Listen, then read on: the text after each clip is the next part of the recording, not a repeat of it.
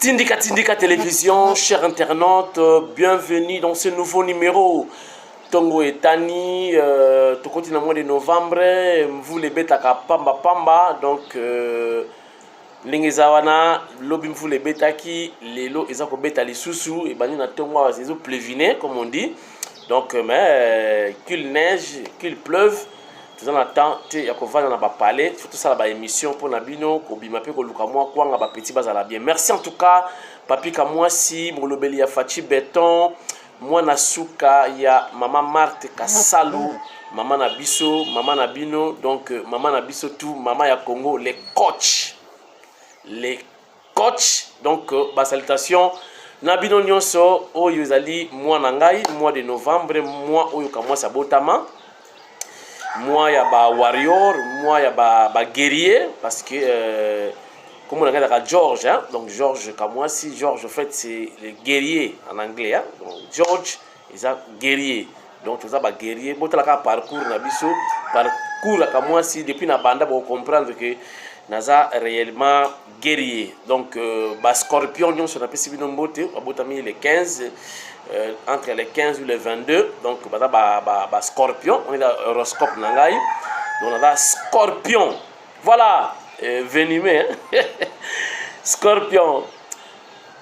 Chers internautes, vous allez brancher, concentrer, tout ça que solo la makamamboka, boye, bamakamoza koleka, et histoire ya mboka. Bana bako makango déjà même oza na poto yebisaka mwana yo makamuzo leka na mboka esalaka bien pour bango ne bako remplacer biso lobi biso to kozala te to kokende kaka esika yo bakoko na biso bakenda. Voilà. Félix Tshisekedi Fumu Wadi Tunga Fachi Béton a consulté Moïse P a consulté. Oh. Tala na yebisa ki bino déjà makama Moïse hein. Moi na mobali leader azwaka décision bala moko même si okozwa décision moko dali impopulaire zwango tala soki batutu bakolanda yo eza ba test o ba leader balinga ko lakisa c'est réellement sur aza leader ozwi décision obengisi ba chaînes étrangères décision bimité et comme yo faut kitala Kinshasa pour l'époque boyebi bango ne bazwaka ba avion ba kei na Katanga. Mais si quoi comme bazo uta Katanga yé moko uti Katanga yé il a ba signe de faiblesse bon ba comprendre makambo comprendre aye ko consulter awa et longo ko consulter batu na yé ensemble Moïse comme ko consulter na batu nyonso au des partis politiques d'abord c'est pelaka bon c'est pelaka bon c'est nzambe merci bozui président chrétien président moko dou mwana yakin a comprendre makambo époque ya Mobutu vraiment mutu ko la Moïse a longwe pendant la Katanga yepe bongo consulter la Kinshasa a pe azongi derrière kuta avion ne kokita ata na époque ya Rambo akimisa kiti azui batu na ye papa de la kuna na Selembao bongo ko fanda mais tant na époque ya Fachi vraiment ils ont la démocratie aye abani ko consulter mais je vous dis c'est déjà passé hein. Parce que décision bazora ngamba moko papa to moni c'est sanga c'est encouragé c'est ça une décision une fois pour tout abi alongwe na ye na union sacrée ake wa parce que soko longwe na lisanga ya ba santu union sacrée aucun soko na lisanga ya bandoki azu courage alongwe na ye mais je crois ba raison na ye beaucoup pour comprendre moi na vie soko d'après ministre était le na ba niveau balingaka au moins quand mutuelle ça la bien té et moko lingo craquer et moko zo ba master donc moi VIP de ça la rappel moi passé donc c'est sanga il a eu na courage à longo union sacrée total avenir ko za la ndenge nini donc tisikoyo nyonso to lobi awa Moïse n'a eu courage ya ko sa position té mais je suis en train de réfléchir à mon avis ils a battu oyo bazu musala na simana ye ba député ba ministre bato bazui positionnement na simana ye ba lutundula tana lutundula lutundula ba chef de l'état mimier ici ka ba décideur ya monde donc les 20 pays puissants du monde facha pesi kiti wana afandi boye bisanga lutundula lelo décision nyonso Moïse akozwa lutundula osana bozo afati boche awa bozi Moïse boche awa Bobisi Lutundu la pona. Imaginez-vous Lutundu la pona nani. Moïse a même mon colonie ni kuna. Nanzungu wa ma famille, c'est pas une décision à monde. Lui qui est président dans une semaine puis au longwe. Mboka automatiquement comme on a les 20 pays on a décidé c'est fini la minute. Bateau et pour mon bango na éviter atok sambeli ndenge ni no mona bango ti. Mais facha amemi Lutundu la vandisi wana biswala. Boye bisanga Lutundu la lelo na Moïse na Fachi akopona nani. Voilà. A to consulter na ye calmement so consulter banana éviter ngana qui n'est pas mutu na signature c'est là qui est consultation. Mutala médecin te. Mutala outillé te. Akopeso tonga un modèle ni. Yango ngana ko benga ensemble wana lokola wenge. Tolongwe, fini la récréation. Ou puis récréation. Oh, récréation. Moi, je vais finir la récréation. T'as la polo, tiens. Polo. Qui moi, polo, dirait, benda qui est tant musicien, benda qui est polo, pas moi, c'est polo, pena kingo, tiens. Tolongwe, fini la récréation. T'as la bâton, comme mi bangé. Bah, coller, hein. Vous savez, mon bon iranium. Et c'est pour ça que nous chancité. Bon, tu as rabi longiango, bon, tu as pas bazawana. Bazaya ko konda, ma futa ne longezate. On dirait qu'on a un problème. Et comme ça, on a wenge. Ceux qui beaucoup longwa, bon ça n'a pas couragé. Tolongwe. Allez, journaliste na bango aye Peter Tiania aye. Journaliste na bango. Après moi tout na Kalombo. Mais bon, c'est là par les réseaux sociaux. Na moni bolongwe kaka. Oh non. Nous avons un coordonnateur à Ville à Kinshasa. Le président est en train de consulter. La consultation. On a une consultation gynécologique. T'as la botte à la bilongango, hein, ma vidéo. Botte à la bilongango. Nous avons 3 vidéos consécutives. Pour comprendre le message. 3 vidéos dans Balamoko. Pour comprendre le message. Et on se retrouve tout juste après pour la continuité de cette émission sur Tindika Télévision, votre chaîne, notre chaîne, la chaîne à Fachi Béton, chaîne à Maman Marthe Kassalo, chaîne à Congolais Nyonso. Et je vous informe déjà que Nana Manouani na Kiumba, ministre près le président de la République. Azalaka Yemoko, ministre tout près. Azalaka Yemoko. Dans la secrétariat général. Donc, ministre Oyo, qui a comme chef direct le chef de l'État.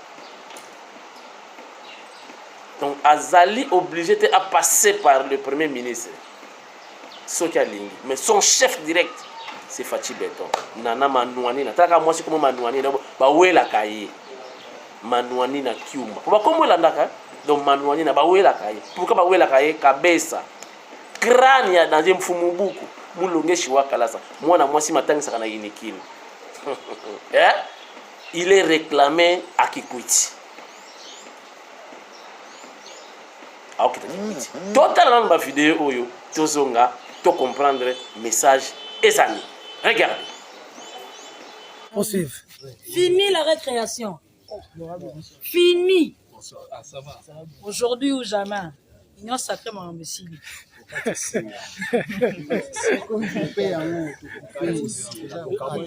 Les jeunes sont venus passer leur message au chairman Moïse Katumbi. À l'instant, ici. Il est 20 ans passé. Hein. Ils sont en train d'être entretenus par le coordonnateur de Kinshasa. Ben voilà.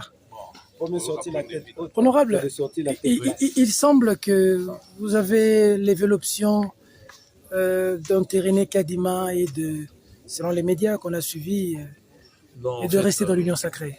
Donc on n'a jamais levé l'option, d'où l'importance de ces consultations. Donc le président est en train de consulter, il a consulté les ambassadeurs, il a consulté nos élus. Là, il est en train de consulter les associations, il a consulté les femmes qui font partie quand même de notre parti politique. Vous avez quitté ou vous êtes resté? je vous dis pour que les gens qui nous c'est suivent. pas... On a dit que vous êtes resté. Je ne suis qu'un coordonnateur de la ville-province de Kinshasa et je ne suis qu'un porte-parole. Je porte la parole qu'on me donne. Donc jusqu'aujourd'hui, Moïse Katumbi n'a pas encore donné la parole. Il donnera cette parole. Et ce qu'on a suivi le matin, disons que vous êtes resté dans l'Union sacrée. Écoutez, le RFI a utilisé le conditionnel, ce qui n'est pas réel dans le présent. C'est irréel dans le présent lorsqu'on utilise le conditionnel. Mais ce que je vous dis, c'est que le président est en train de consulter et ça ne sera pas la décision de Moïse Katumbi seul. Ça sera la décision de sa famille politique. Il n'est pas dictateur, il consulte, il note. Vous voyez bien que ça fait 2 jours que nous sommes en train de recevoir les groupes, on reçoit les associations, on reçoit tout le monde. Donc, et c'est seulement à la fin qu'il donnera la position qui sera la position de sa famille politique, mais consulte aussi au-delà de la famille politique. C'est-à-dire qu'il y a d'autres responsables aussi qui sont dans l'Union sacrée que Moïse Katumbi doit aussi consulter pour finalement trouver la voie à suivre. Parce qu'il s'agit du problème de la République démocratique du Congo, il ne s'agit pas d'un problème qui se limiterait autour de Moïse Katumbi. C'est une décision qu'il doit prendre par rapport à tout ce qu'il va entendre. Honorable Francis Kalombo, merci. Merci beaucoup.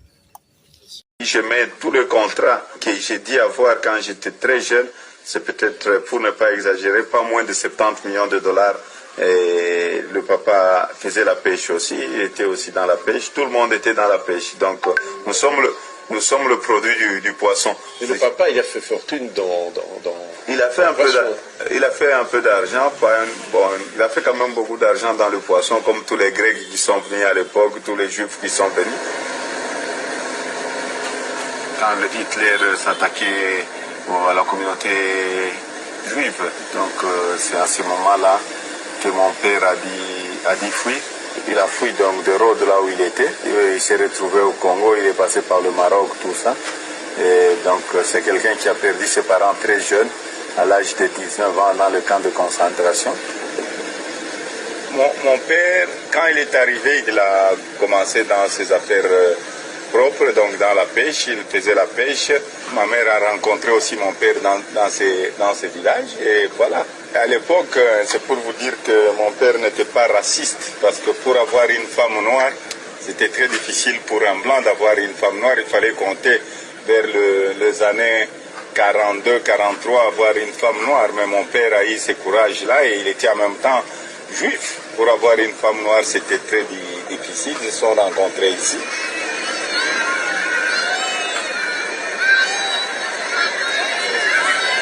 Mon père est décédé, j'avais à peu près 12 ans. Et il est enterré ici? Non, mon père n'est pas enterré ici, il est enterré à Natania. Natania, c'est Israël. Je vais de temps en temps.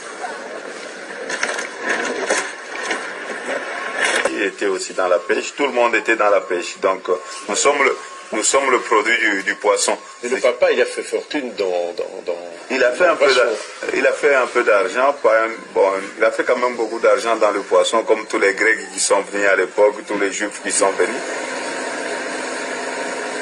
Quand Hitler s'attaquait à la communauté juive, donc c'est à ce moment-là que mon père a...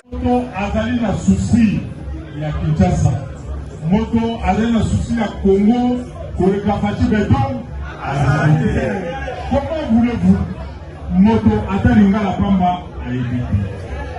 Soki okilinga na etengami la gauche etengami la droite. Kokoso. Comment sikoyo kokoso na ye mokolo nini? Kokoso. Et passe. Donc parce que lui na poisson. Est-ce que vous comprenez? Pour moi, c'est qu'il y a un problème. Donc, tu as un commentaire. Bon, c'est qu'il y a un problème. J'aurai 49 ans. C'est 15 ou les 15 prochains. Donc, il y a moi, Oyo. Les 15 novembre, Oyo.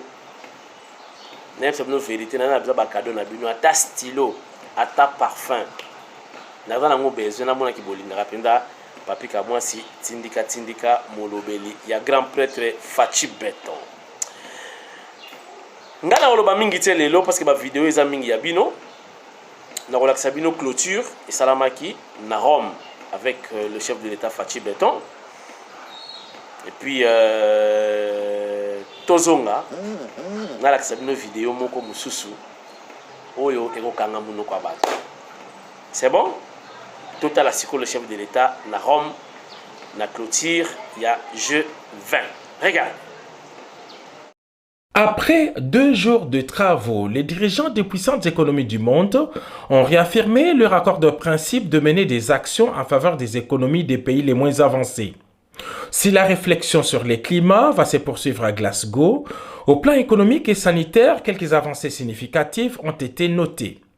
La voix de l'Afrique, portée par son président, Félix-Antoine Tshisekedi Tshilombo, a trouvé un écho favorable. Bien, il s'est adressé plusieurs fois à ses pairs, aux leaders mondiaux. Les questions essentielles qu'il a abordées sont d'abord la préservation des faits, bien entendu, de l'environnement et la responsabilité particulière de l'Afrique et de la RDC par rapport à ces questions, mais également la nécessité d'avoir un regard particulier pour le continent africain, qui est celui qui est le plus en retard en matière de développement.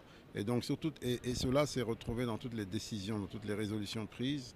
Eh bien, tous les leaders mondiaux ont convenu qu'il fallait accorder une attention ou un traitement particulier aux pays les plus en besoin d'appui de divers ordres.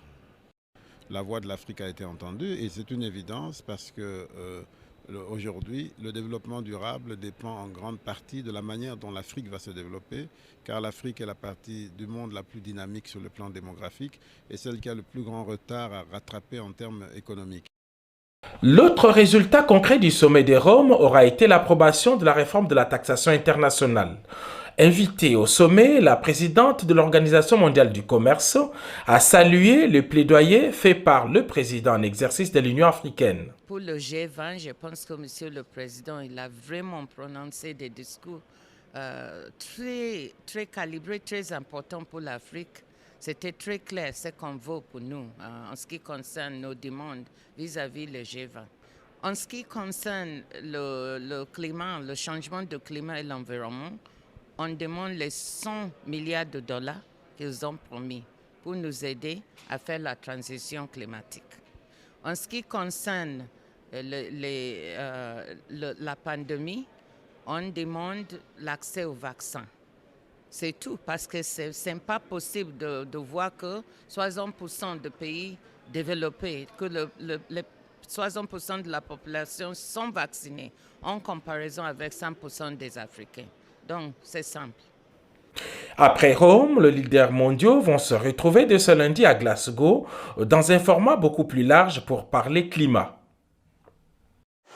Chers internautes, merci, nous sommes de retour sur ce plateau. Naïebisa qui vient prévenir Kibino que mission est dans sala. Ndenge Fachi Beton ayambami et ya Joe Biden ou Biden comme vous voulez, je vous dis et qu'on crée un problème. Baloba, bamonaki yango lokola eza fin du monde, ezali impossible le chef de l'État akutana na Joe Biden. Mais voilà, na ndenge ya pete nyonso bakutana. Na yebisaki bino ki bakoluka ba problème. Bakoluka kaka wape salamaki nini boye. Oh Macron apesaki chef de l'État mbotete abetie kara, mais ngana yebisaki bino ki akendeki déjà na ambassade le même jour na poko nango le chef de l'État azalaki ensemble basalaki souper na président Macron nakolakisa bino ba vidéo moko ezali similaire hein do ba vidéo ekokani bato benga yango bakara mais y arrive après na ba chef d'État peut-être mutu azo raisonner makambo mususu aza distrait optiepe loboko hein mboteleki après si mutu mususu et salama trop, mais je vous informe que Fachi Beton na président de France, il y a un problème parce qu'ils ont tout intérêt de collaborer avec nous parce que la France a presque perdu en Afrique mobimba. De l'eau batika na ngaka zone franc c'est fa na bangonde ba sasu banani bazawana, mais vraiment en Afrique Mali, Centrafrique, Côte d'Ivoire, Côte Rwanda yangwana ba comme bango pays anglophones. Donc la France a tout intérêt de bien collaborer avec Fachi, sinon va perdre totalement l'Afrique, va vivre parce que Mobibi na poto mondele sans Afrique. Qui a dit qu'il ils a pas signé Mouanka. Donc tout va bien, il n'y a pas eu d'incident diplomatique. Parce qu'il y a bien que la France a tout intérêt de bien collaborer avec Fachi Beton parce que biso toza na ba minéraux ebele toza très très fort malgré tout tika na makambo kolia na tobisa mokonzi ya mboka akata nanu ba voyage aya nanu sikoyo kosuki mpe na kolia ya bakongolais parce que biso toza kodéfendre ye mais tozozwa makambo ebele baattaque banini chaque jour boyebi ke na memaka bato boyebi nga nasalaka deja campagne ya faci ngai mutuka na ngai ezalaka lokola fulafula namemaka bato so namoni bato na re nalukaka mingi bamama namoni basi bakoli boye namemi donc lobi namemaki mare moko aki na re na jeune fille moko azalaki na bana ya mike vraiment nayokaki mawa namemaki bango na mutuka tozoya tokomi na nzela lisolo ndenge ezalaka na bakilia bango bakilia mena bafutaka te tokomi na nzela tokomosola na mama azalaki liboso nayebisi bango eza mutuka ya faci namemaka bato ya ofele aza grand frère na ngai abasepelaki makasi ofele vraiment moto azalaki na nsima ayokaki bien te koma faci alobi mama azalaki na bana alobi mbala moko o tozolia te toza na nzala banda akoti aosala eloko te mbala moko frère peti kita di kita peti alobi kita mpo nga na blakaka te makambo ya faci netala na simbi frère efi kita oh yaya onga kita nalobi kita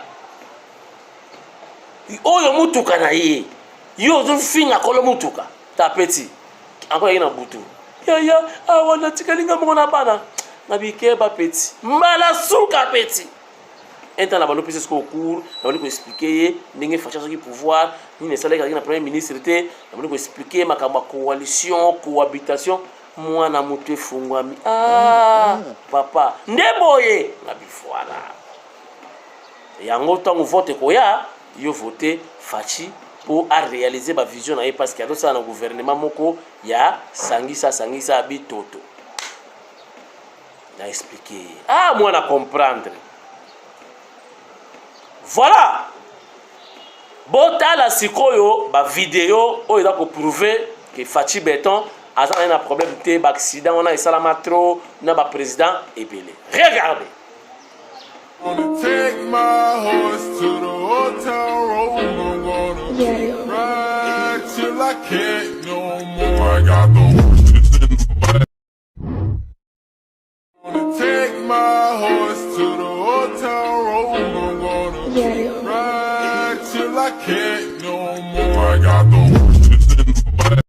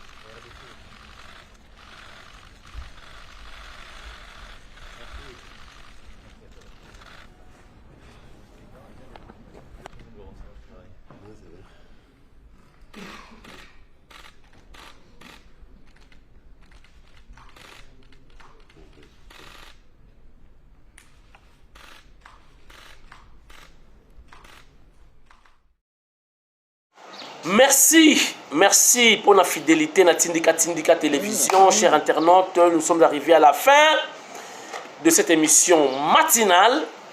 Et voilà, pour remercier, donc, page Nabiso Lingaramingi, Batu Bakomi Kozelango, Bakomi Koyawa, Lokola Solindengenin. Ali Banga, Ngaïpe Kotisanga, et journaliste à la star, je suis une vedette. Na star talaka ba papa ba mama ba vandi ba dotala yo ba konzi chef de l'état mama Marthe talaka ba dotala yo mama Denise siko yo ba bwaka yo pesa na valeur na libanga wana monsieur Kabeya pesa na valeur na libanga wana pesa valeur pour fula ba fula yo pesa eloko ozwa eloko. Merci. Tokutani Moko, ndenge ezalaka mais déjà tosala mwa action moko na honorable Angèle Mpumbu pour erataka te honorable Angèle Mpumbu bolanda te nayebisi bino bolanda te po oyo mutu oyo nde ebulaka trop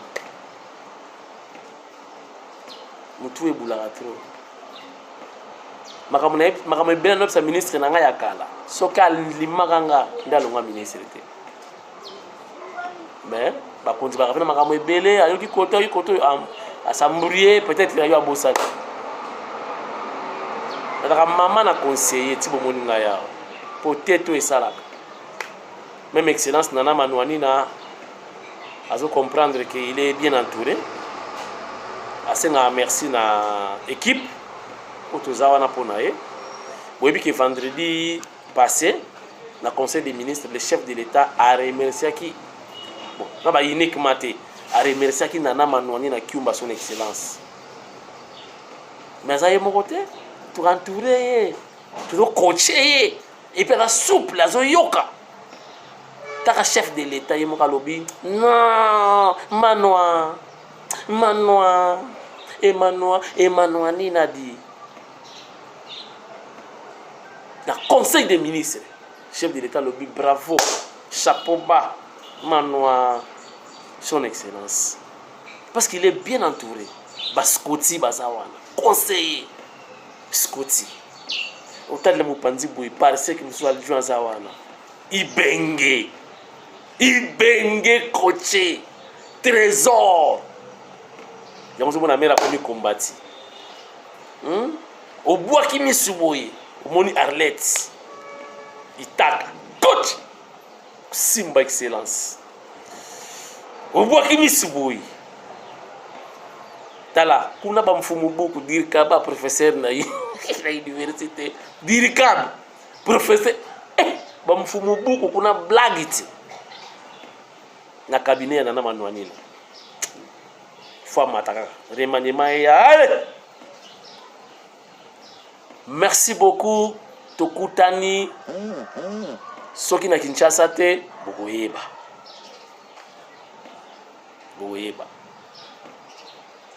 merci beaucoup et à très bientôt bye beaucoup de love nalela bino fort bino tout na bato alamuka biso na kata cohésion na unité nationale bato alamuka oyele kaka ila ba émission nous sommes des frères Fachi a aussi besoin de vous pour vous voter botala mutu na bino frère Martin Ndenga Sopani aki kosala libala na Rambo ya Chine esika Fachi Beton atiki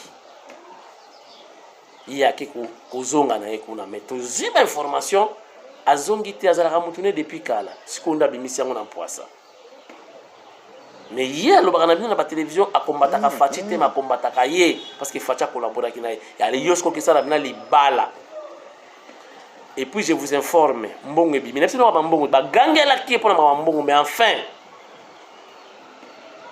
Shadai andimi ko bimisalar ba pesa frère Martin mais na vrai faux boule boyoki bakozwa ba jeune bakotia trouble na marche ya le 6 novembre fuite information bimi déjà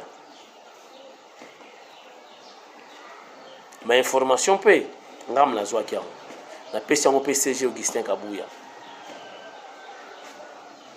tous ba mesure mais na kosepela na marche wana ngai na oloba na kosepela na marche wana masasi beta te na kosepela na marche wana lacrymogène beta tota no bata FCC ne bakima ba sali biso boye basali biso boye nga nazwa lacrymogène na koti na sia mutuka car muke kufa na omona lisusu te na sa reportage na to kima nazo mona te bayambinga na ba petit moko bona quartier na chango petit yango dala ki bi azui mai atie na balabala cantine donc système ka soki ya bi bembeninga da kala so bo uti enterrement boye bo sukula maboko do petit na che cantine na libanda na basiminga basopelinga mai na misu pona mona ba mera na pe ko mona makambo wana opso to monaki et ça la bien total la pena bata FCC ni bakima kana no mba surtout bata PPRD donc kanga le licence ezala ngoti Moi, mon pépé, on a une boîte de nuit, on a tout à la suite, ils allaient. Je ne sais pas si marche, c'est pas bon. Mais ma béca qui bat Tchembongo pour battre ça la trouble. Selon l'information, mon côté suis, na ba source moko ba ben source indépendante. Mais Augustin Kabouya avait déjà saisi, il est déjà informé. A ben ba autorité compétente, ba à disposition. Merci beaucoup et à demain.